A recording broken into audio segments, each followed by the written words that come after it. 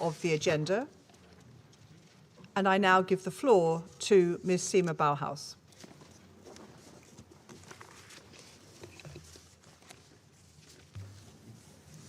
Thank you. Thank you, Ambassador Thomas Greenfield and Ambassador Hoxha for calling this meeting, and thank you to Ambassador Woodward for hosting this briefing during your presidency of the United Kingdom. At the outset, I want to express my solidarity with all Ukrainians, women and girls, men and boys, those who have left for safety and those who have stayed. My heart goes out to all families who have lost a loved one. This war must stop, and it must stop now.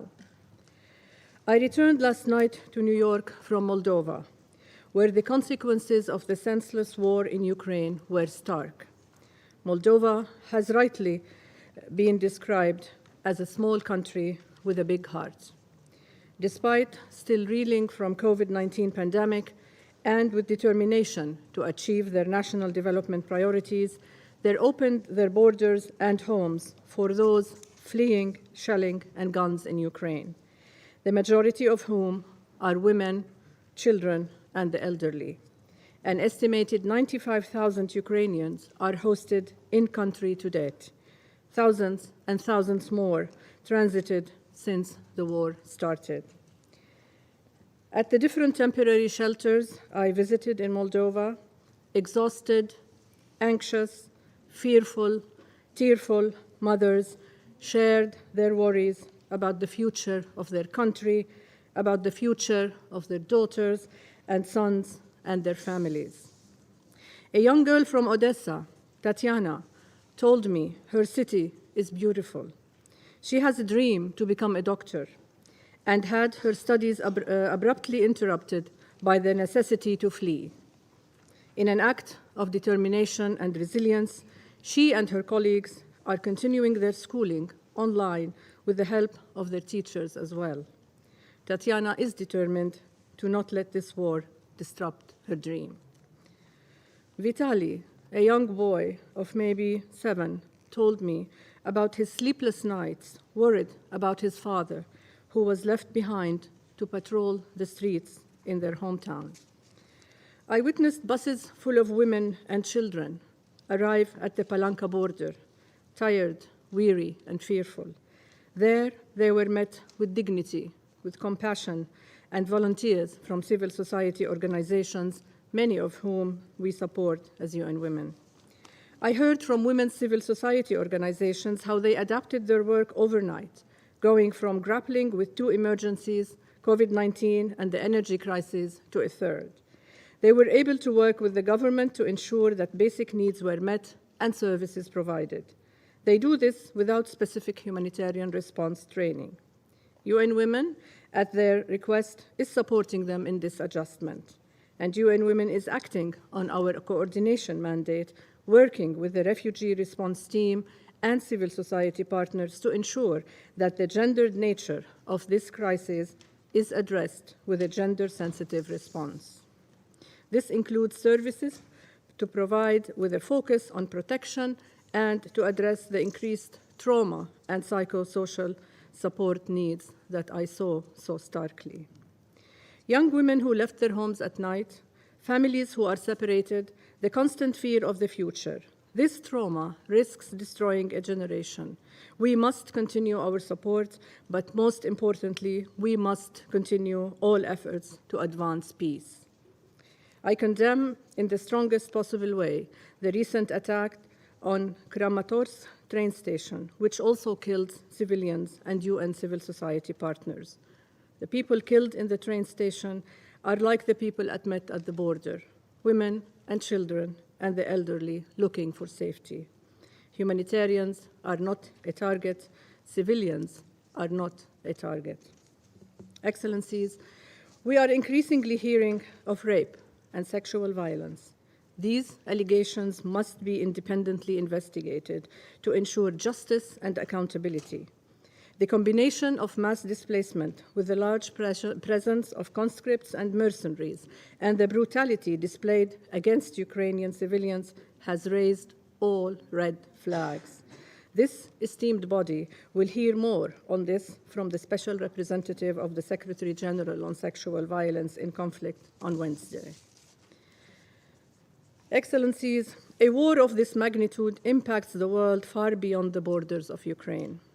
I also heard from the government in Moldova and the border police a need for increased support to monitor border crossings.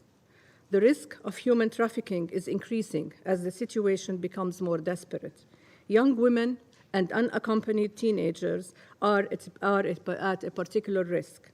I call on all countries to increase their efforts in combating trafficking and commend all the host countries for their collaboration on that and on prevention. I equally call on all countries to support Moldova and others with increased resources for the police forces so that they can ensure support to victims of gender-based violence and trafficking. Gender-sensitive and survivor-centered response must be at the heart of all humanitarian action. Excellencies, through all these horrors, women continue to serve and lead their communities and support the internally displaced in Ukraine. Women make up 80% of all health and social care workers in Ukraine, and many of them chose not to evacuate. We have seen the women members of parliament continue to fulfill their duties in the Verkhovna Rada while bombs fell around Kiev. And we have also seen the Deputy Prime Minister engage in the humanitarian response. I have seen Ukrainian women, refugees in Moldova also working in the shelters and taking on roles to support each other. Women's organizations within Ukraine have not stopped working, adjusting their work to meet the immediate needs of the populations they serve. They do this at great risk to their own lives.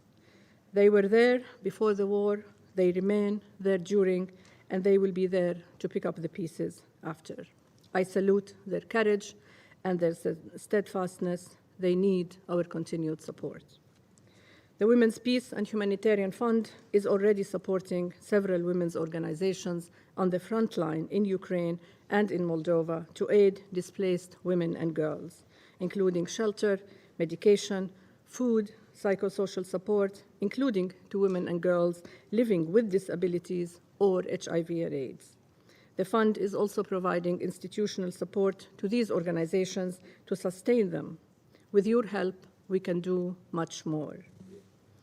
Excellencies, without fail, every Ukrainian man, woman, and child I met had one dream: to be able to return homes.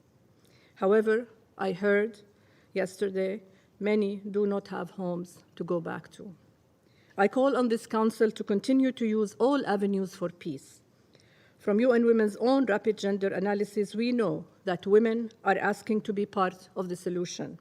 I heard from women in the shelters that they too are taking on leadership roles and supporting the refugee responses in the host countries, and many of them are in touch with other women, their friends, their family, who are supporting the IDPs within Ukraine. We know from experience that women's participation makes response and recovery more effective and more sustainable. And women's organizations are uniquely qualified to help not just women, but other marginalized and vulnerable groups.